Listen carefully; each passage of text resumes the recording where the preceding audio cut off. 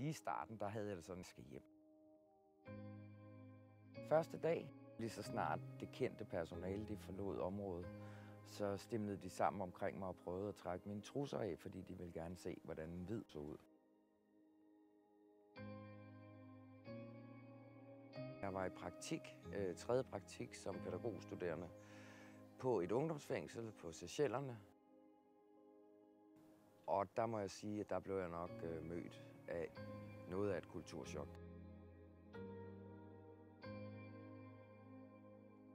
Et halvt år før, hvor den danske rektor var kommet, der havde han stoppet fysisk afstraffelse.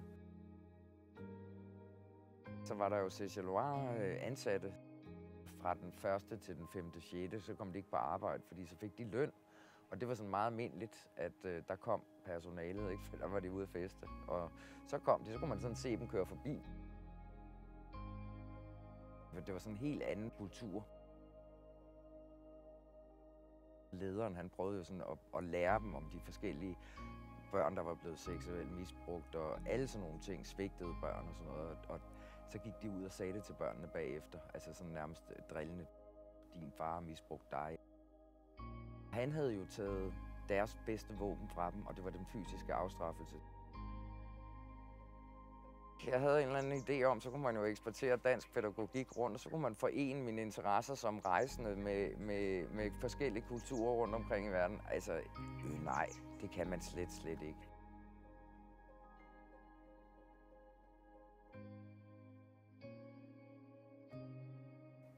Så skulle man med sådan en båd, 3 timer, søsyg, hvor jeg bare lå og kastede op hele tiden.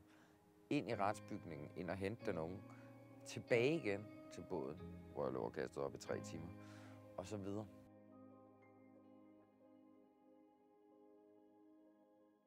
Så blev de sat i sådan en isolationscelle, og det var jeg jo med til nogle gange, fordi det var sådan, man gjorde. Jeg sad og havde undervisning, så tog de alle mine materialer og delte dem ud og lavede papirsfly. Og så måtte jeg jo gå ind og sige til manager, at der ikke var styr på det, så når han kom og kiggede, så sad de helt fine, og alle tingene lå på bordet.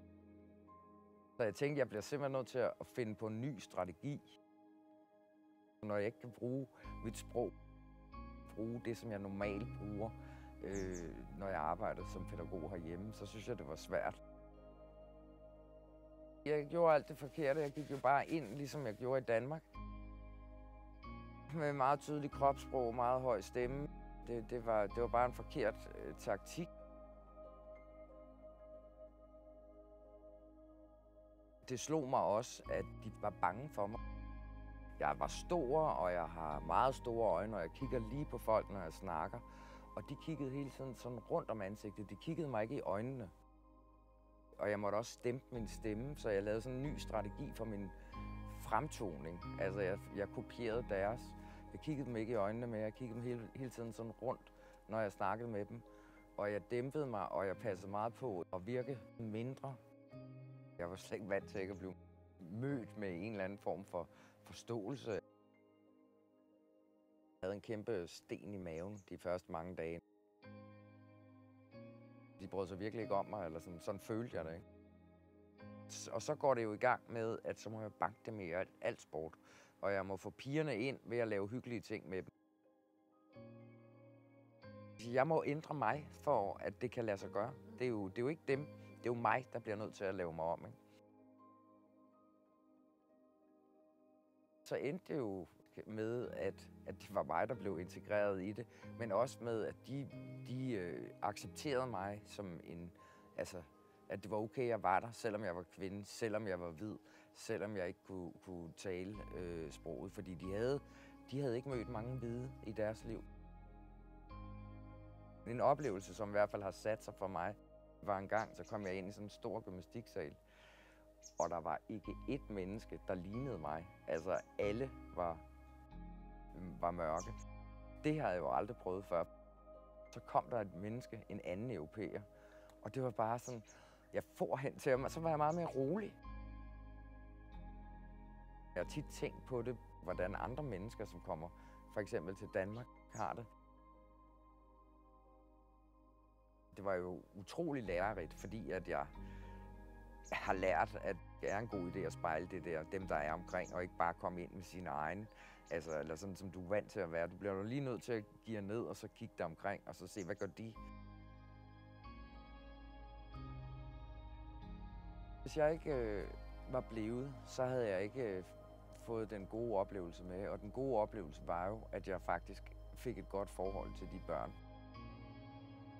Og jeg kunne bibringe noget godt i deres hverdag.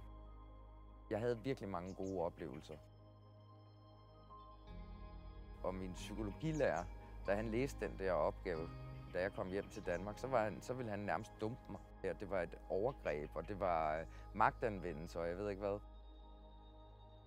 Læn dig tilbage og kig og spejl. Og chilien, de sad jo og spiste det stærkeste mad oven på deres fisk. Og så sad de så og gnavede i en chili ved siden af. Til sidst så var det bare, sad jeg også og gnavede chili ved siden af.